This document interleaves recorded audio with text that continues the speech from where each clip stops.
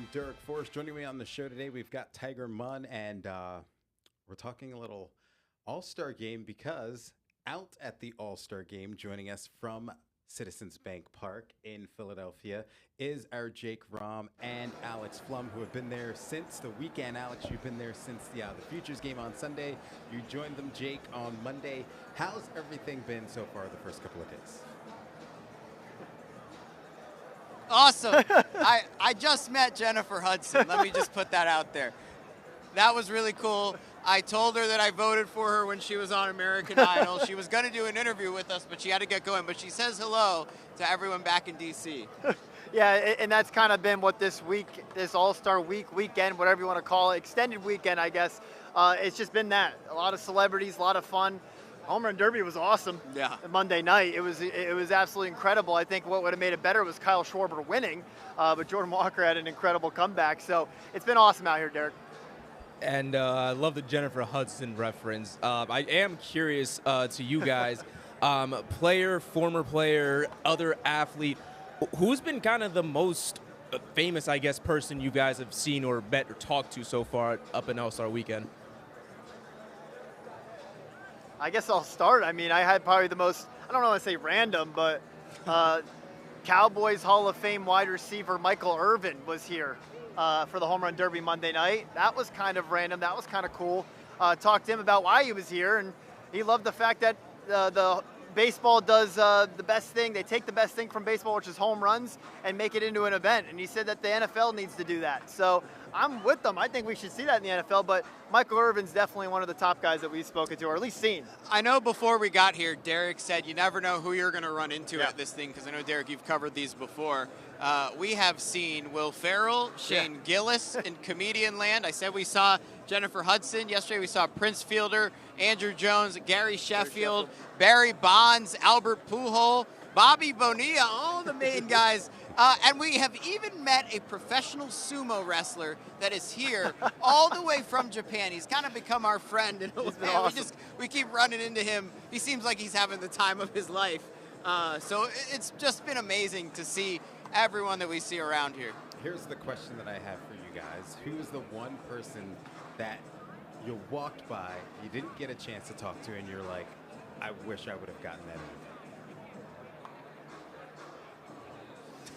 Well, we saw Josh Shapiro, the governor of Pennsylvania, cool. yesterday really walking cool. by us in the tunnel. That was pretty cool. I mean, Will Ferrell and Shane Gillis, like I said, are both here. We did not get to talk to either of them. If we can track them down today, that would be pretty cool. I think Big Dom, the we Philly saw Big security Dom, guy, yeah. was here with Cooper DeJean, the corner slot dime guy for the Philadelphia Eagles. A lot of Phillies guys. I know Washington sports fans.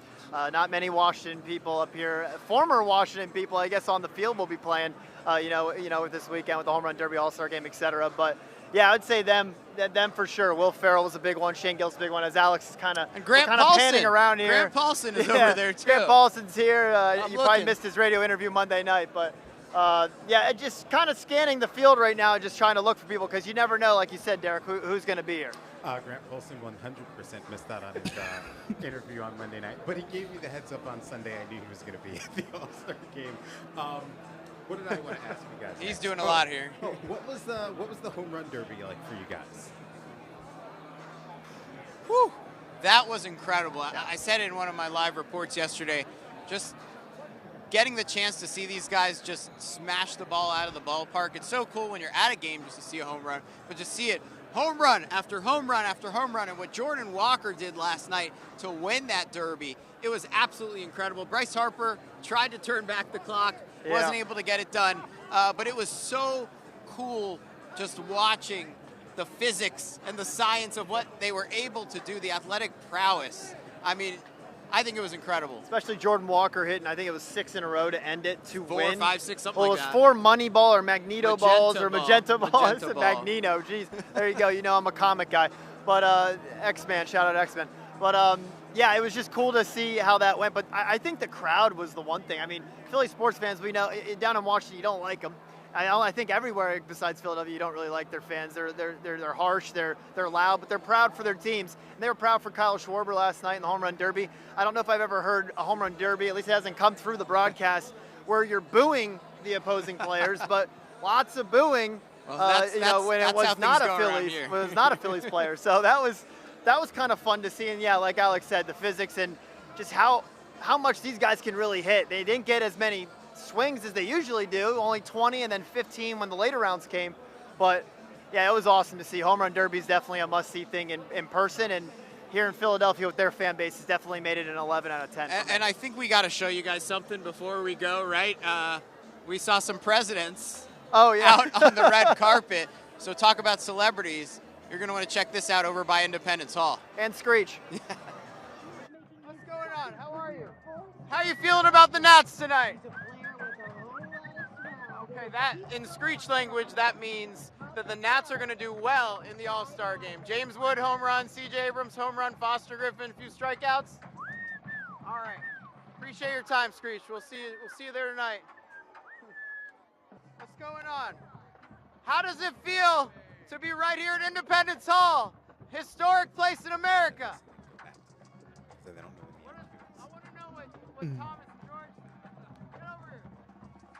What do we think the presidents are back at Independence Hall? Look at this. This is a huge moment. This is where you guys created this country. How do you feel? Good? I know he wasn't there for it. All right, so obviously Alex with the A-plus yeah. interviews on the A-plus red carpet interviews, right there, yeah. right? Yeah. My only question is, what do you guys think is going to happen in the game?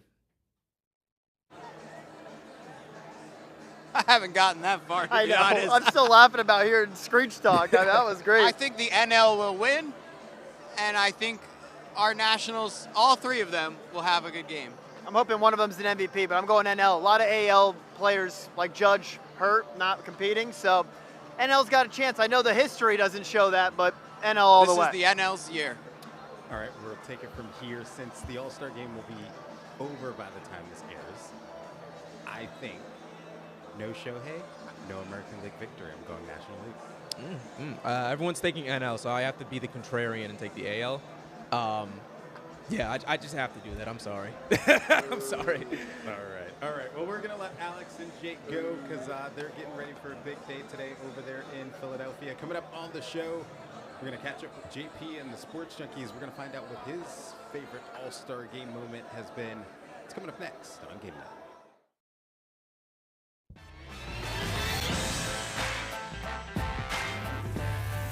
Welcome back into Game Night. Derek Forrest. Earlier today, I caught up with JP from the Sports Junkies and got his take on the MLB Home Run Derby we saw last night, but also his favorite All-Star game moment. Growing up here, I was a huge Baltimore Orioles fan, loved Eddie Murray, loved Cal Ripken. So my favorite moment has to do with Cal.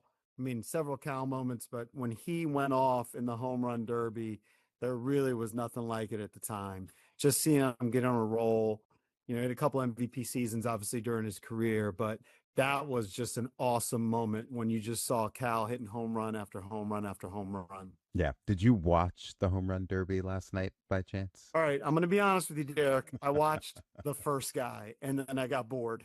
It was on Netflix. You had Will Ferrell trying to be funny. I couldn't believe they trotted out Michael Buffer, and they were trying to hype it up. I think I'm too old now for the Home Run Derby. It just didn't get me. I saw the guy hitting the home run.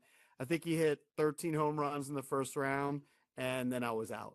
Yeah. I think even though they changed the format, same thing for me. Like over the last couple of years, you're just like, okay, after the first round, it kind of gets long, and then I kind of check in at the end to see who won. So I saw Jordan Walker win. That's exactly what I did. Yeah.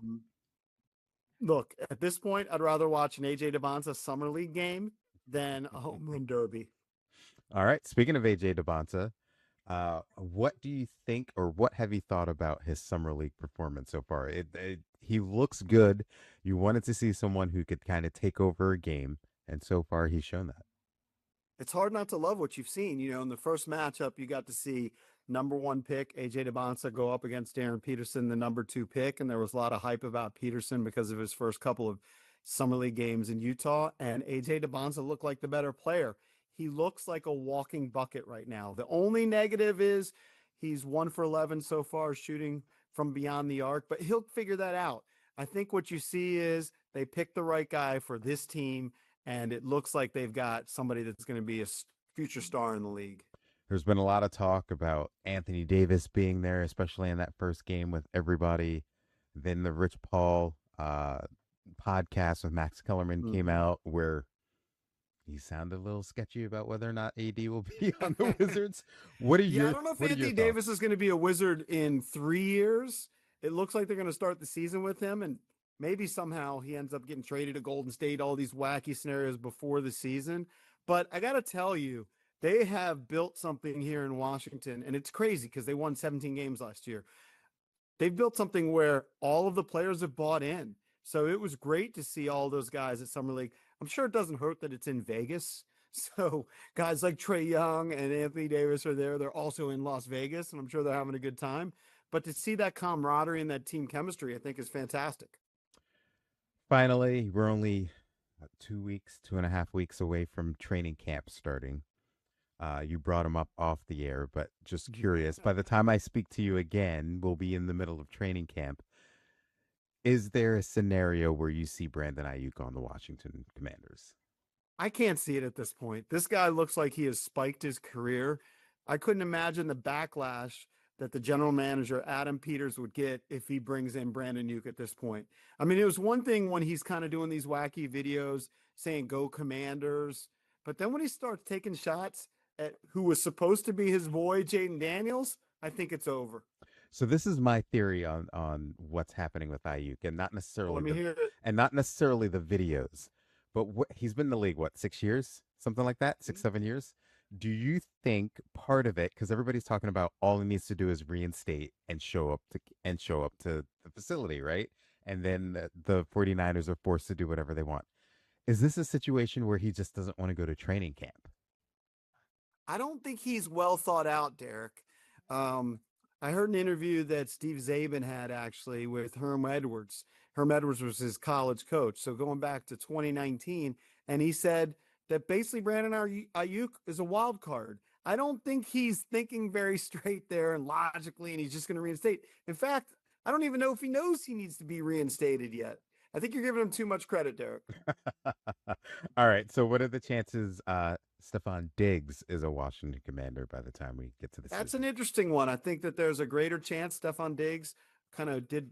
I don't know if it was a media tour, but at least he put out that he says find a better number 2 receiver in the league than me, and there probably isn't, right? So I think he'll get a job.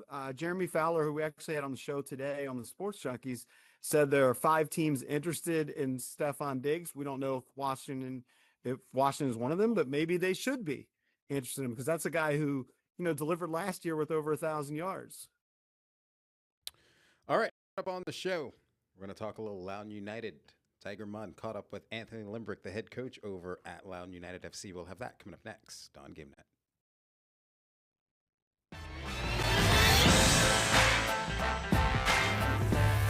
Welcome to Game Night. Earlier today, I spoke with head coach of Loudoun United, Anthony Limbrick, on the team, how they're doing, and how they're pushing for a playoff spot this point in the year.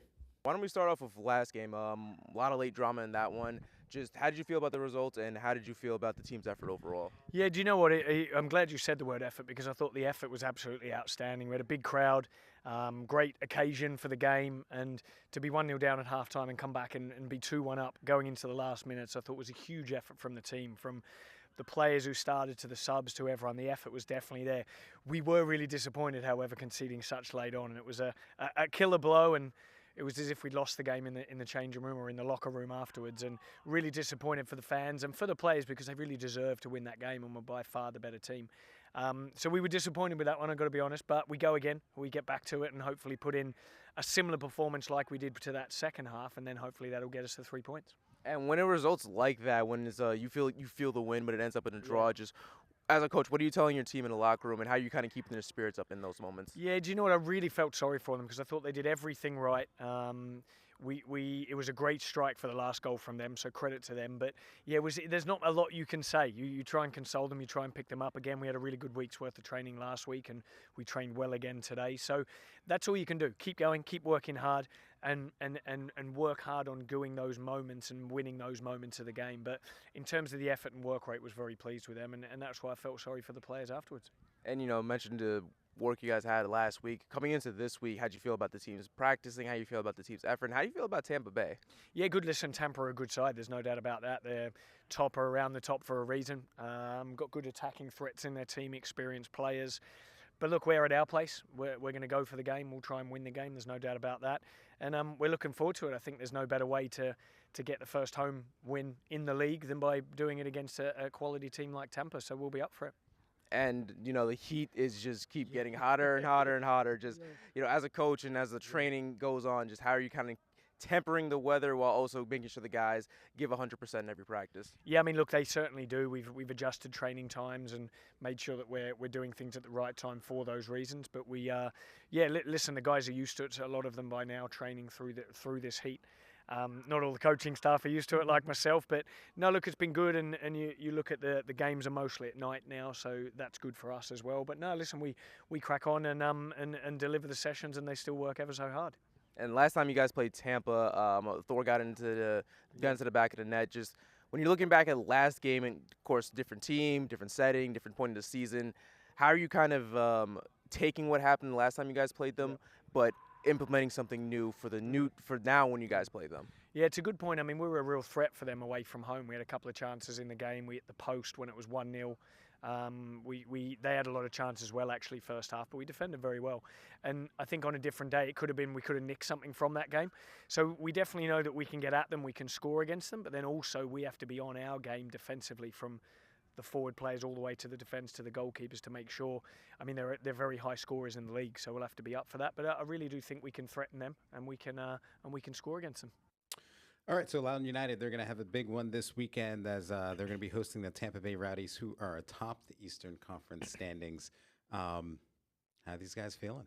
The team's been confident. Let's be honest. It's been a rough season for Loudoun, but they've been confident through front to back. This team's never really faltered. They've shown trust in Anthony Limbrick. So I was going to say I like their chances. I felt like they did a lot better against Tampa the first time around than they played them than a lot of people thought they were going to do, and maybe even they thought they were going to do. So when you get on to the second time you play them, you're at home. A lot of things could be different. Got new players coming in. Got a lot of guys that were richly injured now coming in. So the team looks different. They're playing different. So we'll see. I'll say it like that. We'll see. I don't want to say I do like their chances, but again, we'll see. At home, things happen. Yeah, and it's a long season. The season doesn't end until October. We're about halfway through. They're sitting right now outside of postseason with 11 points, but they're only 7 points behind Miami FC for that 8th and final playoff position in the Eastern Conference. So, 2-game win streak. So still plenty of time to get in that. All right, coming up on the show, Greg Amsinger of MLB Network talks about the one young guy in Major League Baseball he'd love to start a team with. That's coming up next on Game Night.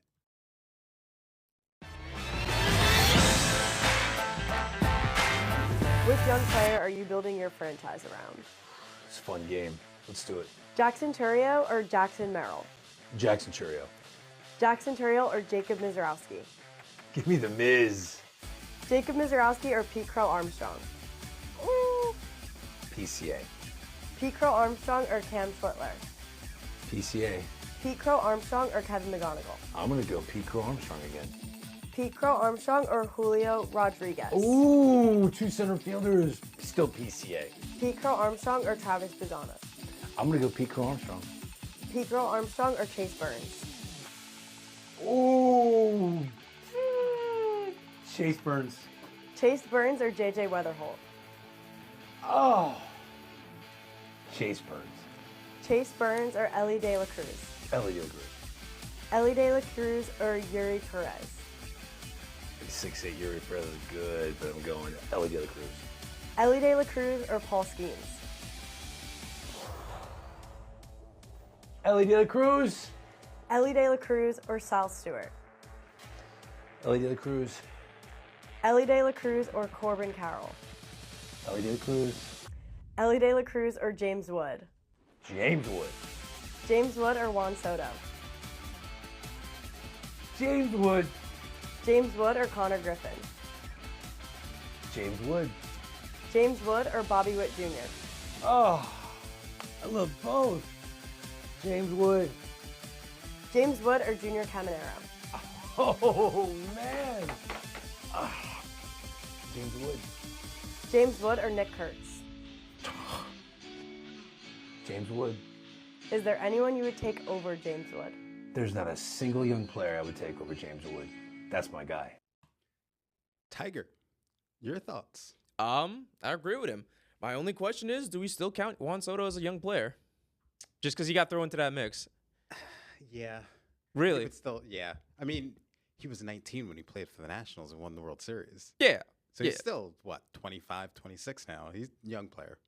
Okay. And okay, I would fair. I just wanted to know that. And also, for the record, I would not pass on Juan Soto in that situation over James Wood. Yeah, I would 100% go Juan Soto in that one. I know you wouldn't. But even if he was still a Yankee, I would go with Juan Soto over James Wood in that one. The other thing, you definitely take a position player over a pitcher if you're starting a franchise with someone. So I would have passed on Paul Skeens like Greg Amsinger did as well, and Miz and some of those other guys. I could see that. So I could see that. I said Wizards. The Nationals are doing exactly the same thing. So I like the chance. Yeah, for now. Let's see if they pass on him when his contract is up. Yeah, that's a good point. Yeah, that's a good point. Yeah. So would there be a young player that you would start your franchise over James Wood? I personally wouldn't. I think James Wood right now is the best young player to start a franchise with. He's in his second All-Star appearance in second or third year too now.